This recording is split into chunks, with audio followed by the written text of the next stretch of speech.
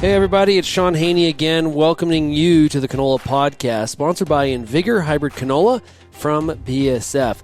The podcast series features a number of different guests and experts to discuss what tools they can offer growers to have a successful season. This episode is called Resisting Disease, and we'll cover off disease management strategies for blackleg and other diseases in canola. Joining me today on the podcast are Russell Trishik from BASF and Jason Danielson from Discovery Seed Labs.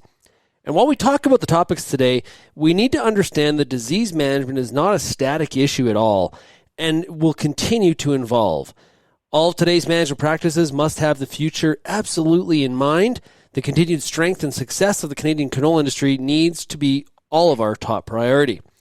With that said, let's introduce our guest from Discovery Seed Labs, Jason Danielson.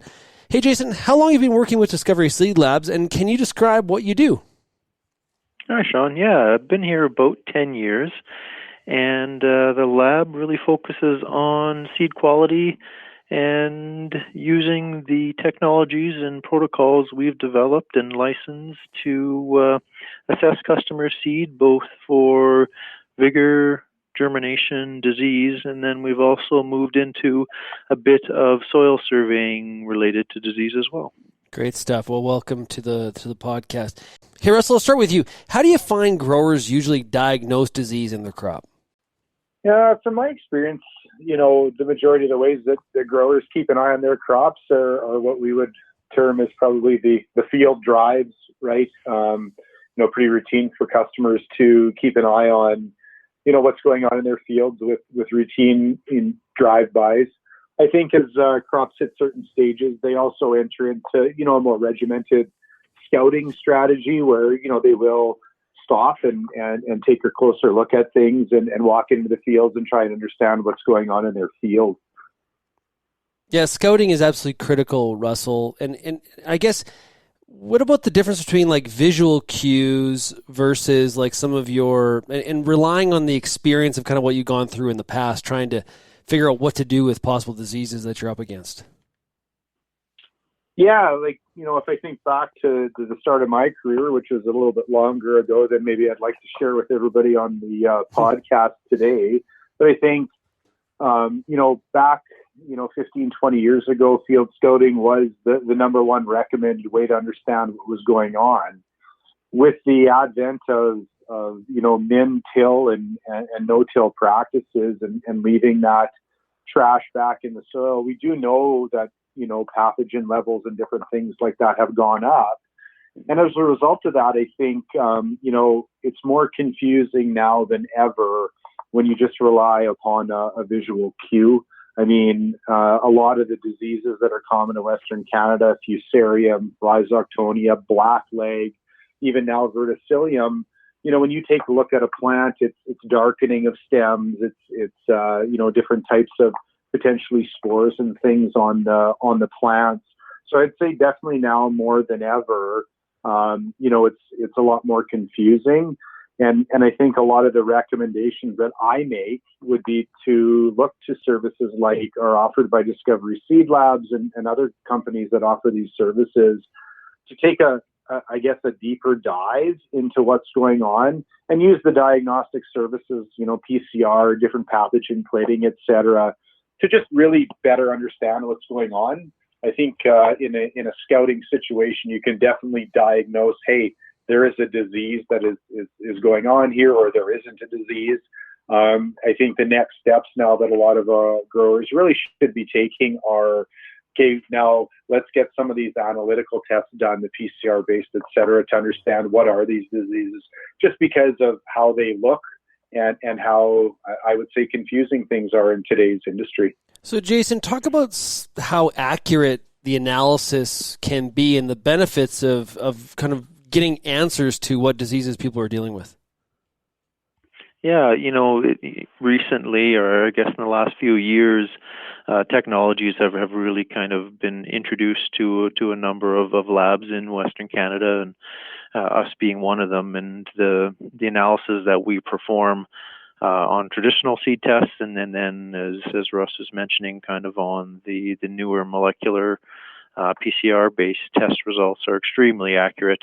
Of course, they're only as good as the representative sample that is provided to the lab. So it's really important for growers and customers to understand how to obtain that representative sample. But once it comes into the lab, the research and analysis that is done is extremely accurate, and that really provides some interesting data points for the growers, because the more they know, the more adapted they can be to the changing situations. And unfortunately, disease and agriculture is such a dynamic industry that you really need to stay on top of it. And over testing is never a bad thing, because the more information you have, the better decisions you can make. So, Jason, what are you testing for in the facility? And does that include soil analysis as well? We test for probably a couple dozen different assays, but the major ones are germ, vigor, purity, disease, and that's a pretty extensive list itself, depending on the type of crop it is. We test the seed, we test plants, we test soil. The soil analysis that we focus on is mainly related to the disease present in the soil. So we haven't kind of journeyed into the nutrient soil analysis. There's a lot of great labs out there already doing it. So we've kind of just focused on what we're good at, and that's kind of the analysis of quality of seed and presence of disease, both on the plants and in the soil. Now, there's the findings, Jason, but do you also kind of go the extra side of it, which is kind of the qualitative analysis, not just the raw data, where trying to provide some guidance so that people can make some better decisions? We try and stay away from too much of the agronomy end of the business.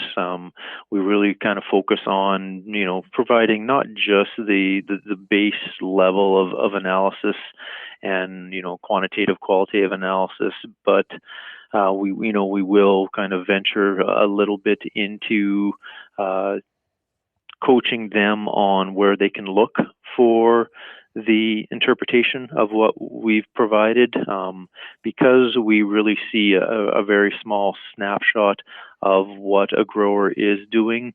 And as I mentioned, the dynamic nature of the business of agriculture, you really need to see the whole picture. And in our lab, we only kind of get to see a snapshot of what is provided to us. So we do our best to kind of give them the best data that they can use. And then in parallel with individuals like Russ and his team at BSF or their personal agronomists, they're really able to kind of dig down into that data and make better decisions based on their soil, their weather, their farming practices. So it's beyond our scope, but at least we kind of give them the foundation that allows them to make those decisions. And obviously a company like BSF is heavily invested from the breeding and the product side to try to help growers manage some of these diseases as best they possibly can. Now, Russell, I guess, how is Invigor, kind of fill us in here, how is Invigor managing these diseases while still at the same time having things like sustainability in mind? Yeah, it's a really good question, Sean, and I think it's one of those questions that maybe we don't talk enough about, and so I really appreciate kind of the opportunity to bring it up. So, as you mentioned before, I mean, the sustainability of the canola industry really is that kind of guiding light that we always use when developing products. So in our breeding program, primarily, all the key factors that are influencing today's canola production, and even we look forward to the future, what potential problems could be impacting the future canola production. We really try to keep that, as like I said, a bit of our guiding light in the direction we go. So obviously we look at tens, if not 20s, 30s, hundreds of thousands of different potential new products that we could bring to market. And all of these, as they go through the certain phases, are tested against today's existing problems. So we have disease nurseries, we have blackleg nurseries, we have clubroot nurseries, to ensure that the products that we are developing not only meet that high yield and agronomic standard that our customers have grown to know. So we also try to keep everybody's best interest in mind and make sure that they are really focused on also having the highest degree of genetic resistance possible to all the diseases. And as I said, we really try to look to the future. So as things like verticillium have started to pop up, we very rapidly started to take a look into that disease and understand where we stand and what we can do to help prevent those things from happening. So, I mean, I can't thank our breeders enough for the work that they do in these areas. If you think of, the number of lines they look at, the number of sites, the diseases, the yield and everything, it's a very thankless job on their behalf, but they really try to do their best to understand what's going on now, as well as in the future, to ensure that, all of the InVigor hybrids that are released are really set up to ensure that they have the maximum potential to deliver what our customers expect from them on their farms. Russell, the fact is, though, you can do all the testing in the world, but if you don't do a good job sampling, it really doesn't provide you any quality information. Well, and that's exactly it, right? So I think that's the one thing that, I think Jason mentioned when he was talking about the work that they do. I know from having a bit of past experience in the type of work that Jason and his team do, those tests are very controlled and they're very accurate.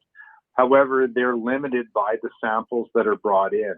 How representative would be one scoop of dirt from the middle of a 640-acre field?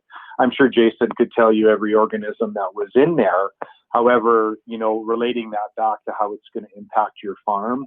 So I think that's, one of the things that Jason mentioned when they work with their customers, and this is definitely something that we do when we're providing guidance, is, make sure that you're taking a representative sample.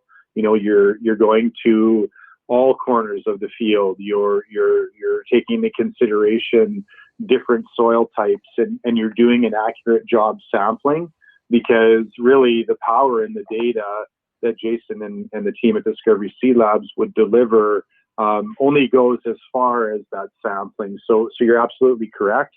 And, as I mentioned, the thousands of lines, the tens of thousands of lines, the sites in Manitoba, Saskatchewan, Alberta that we do, we ensure that we have that same level of rigor within our program to ensure that, products that we are developing, there's not any holes in Western Canada where maybe they don't perform. Okay, so if I kind of add some things together here, how does the fact that some of these things aren't necessarily labeled, how does that factor in here? Yeah, well, that's a really good question, because I think it's an area in canola right now that there's a lot of discussion about. So at BASF, currently, because of the breeding strategy for blackleg resistance, for example, that we take, so blackleg is one of the diseases that some companies are choosing to label for, we utilize a minor or quantitative combined with the major or qualitative gene strategy for blackleg management in our canola. And essentially, because we use, predominantly a minor gene approach, there really isn't a great way for us to label our minor genes right now. And we think that if we were to focus on labeling the major genes, we would really lose the focus and benefit of our strategy. The way you can think of minor gene resistance in canola, the best analogy that I like to use, and it might be a bit on the funny side, is imagine digging a pool. You can dig a pool with a track hoe, a big, large device that is capable of digging that hole. And it will very effectively dig that hole, just like the major gene strategies that certain organizations are using are effective against blackleg. Our approach is a little bit more like using, say, 40 or 50 tiny skid steers. And the reason that we see this strategy being as effective as it is that if we were in a situation where your backhoe broke down, well, your pool digging comes to a halt. And we see that with the major gene strategy, that if by coincidence you have a product that is in a field with that gene, and it doesn't work, then all of a sudden, your resistance is compromised. Whereas as a minor gene strategy, you think of it as a bunch of tiny backhoes, we can still, have one or two of those, break down or become overcome by resistance. And you still have the rest of the team there finishing the job. And that's kind of our approach to date. It doesn't mean that we're not exploring all approaches. Our target is to really have the best products from a disease resistance strategy, as well as a yield strategy moving forward. And to date, we've really been able to come out with the most, resistant products, as well as the highest yielding products by taking this strategy. I mean, a good example would be Invigor L233P, which has both a minor and a major gene strategy. That seed has been grown on over 21 million acres in Western Canada over the last half a dozen years here or so, and it's still going strong. So, we just see this, our strategy as being robust and enabling that. And because you just can't label the minor genes, it's just not a strategy or a path that we've decided to go down as of yet. But like I said, we are always looking to produce the highest yielding and the most disease resistant products, and we look at all sorts of different strategies in that adventure down that path to come up with those products. Yeah, Sean, if you don't mind me jumping in here for a minute, Russ, what you're saying is really accurate. We've had the ability to screen for specific blackleg races now, just for a few years.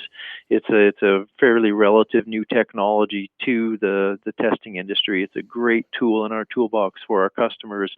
But what we're starting to see is when diseases like blackleg are present, and when you can go down to the race level, often if there is a problem in a field, it's not just a single race.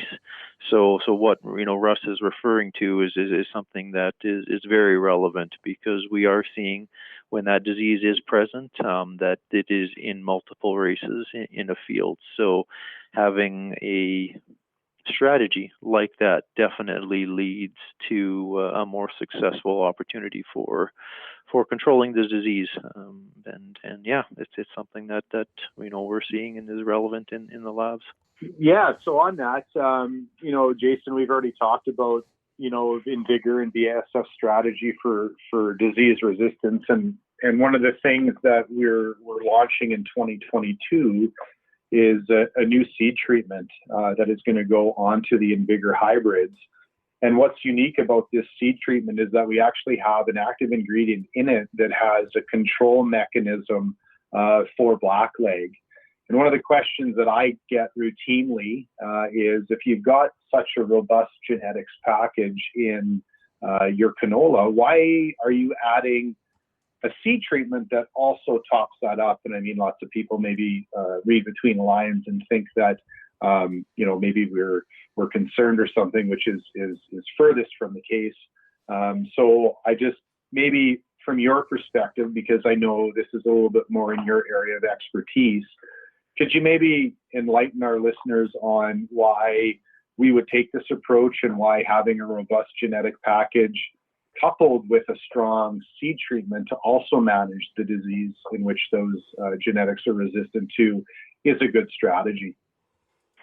Yeah, just, from my molecular genetics days, understanding single modes of action versus multiple modes of action, I think it's great insurance to have different things, protecting your crop.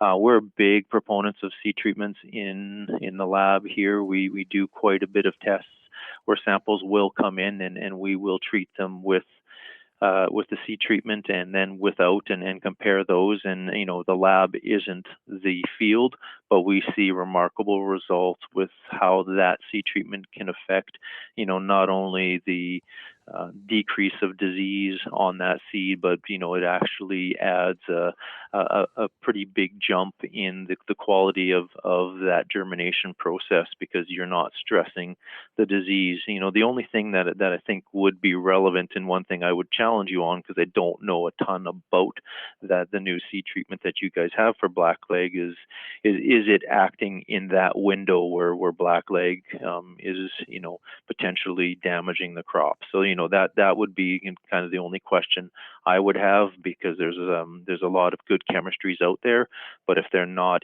available to the plant in that window, then that doesn't do a lot of good.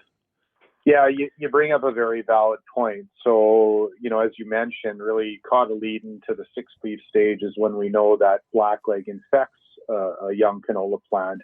And as I think you mentioned, I think cotyledon to the 2-leaf stage is really that critical time. So knowing that this was a critical window, our research team has really done a lot of work to understand exactly that period. They get a little hesitant if I were to say up to the 2-leaf, because we know that environmental conditions do impact how long it takes for canola to germinate and emerge and all those types of things. And as soon as those plants become active, metabolism and things start to break down. So when I asked this question specifically, they assured me that it was well within that control period. It could be in some plants not up to the 2-leaf stage, and in some plants, depending on how they come out of the ground, it could even exceed that 2-leaf stage. The one comment they did make is that we do actually have a control label. So the PMRA has granted us control of airborne blackleg. And, so we do know that product is getting into that young seedling and is providing that protection at that critical time when it needs it, in addition to the genetic resistance.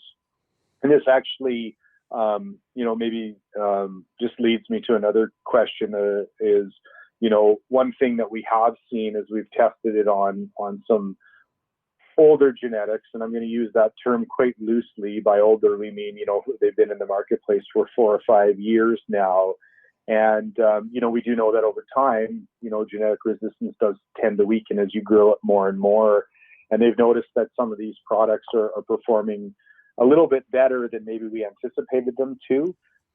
So, just a comment there that we have seen maybe some hybrids that are starting to get a little bit on the weaker side, just due to this constant change that we see in the marketplace. So I think, it's another level of reassurance for our customers that if they are still, a fan of an older product, that with this change to the new seed treatment, which is called Vercoris, that they're going to still have a very robust approach to managing their diseases. Hey, Jason, can you talk about other emerging diseases or trends Discovery Seed Labs is noticing from your side? Yeah, definitely. And as I mentioned earlier, agriculture is such a complex industry, and it seems to be, just like every year is different, every region is different. So, overall trends are very hard to kind of pinpoint, but in certain areas, depending on weather patterns, depending on the agronomic practices, we do see a lot more number of infections when something does go wrong. So this might be partially due to the power of the tools we are using, but when we do analyze the samples, and they are properly collected and representative of the fields, we have a saying here at the Discovery, G.I. Joe, garbage in, junk out. So if you give us garbage, if you don't take the time to give us a proper sample, we won't be able to give you a great result. So once we do get a proper sample in, we do see more disease when a disease is present. Some of the more trending diseases, clubroot is definitely one that we are screening more for, so we are finding it more often. But again, the canola companies like BASF have done such an amazing job giving farmers tools to combat that it's not really a scary disease anymore. It's kind of one of those things that if you screen for it and you find it at an early stage, utilizing the resistant varieties is an unbelievable opportunity for guys to control that and to keep growing canola. A new one that's come out is Aphanomyces. So that one that's a little more tricky just because of the nature of the disease itself and how new it is to the pulse industry. So those are two that we're following pretty closely. Russ had mentioned Verticillium. We're also seeing higher numbers of Fusarium, not just gram but total as well.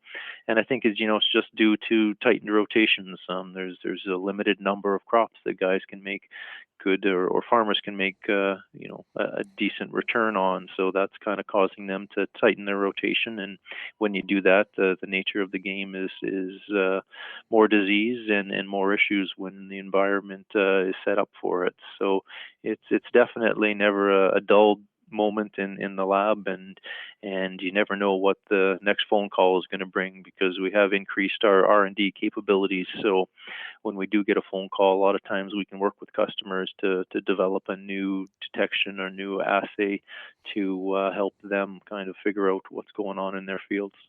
Well, I know this year hasn't been the worst for disease in Western Canada due to the drought, but I want to thank everybody for taking the time to talk sustainable practices with us today. And while our knowledge on these diseases continues to evolve, the management practices need to reflect the changes that farmers are experiencing in the environment. Russell and Jason, I really appreciate you joining me here today. And for all of you in the audience, thanks for tuning in. And be sure to check in future weeks with more episodes of the Canola Podcast.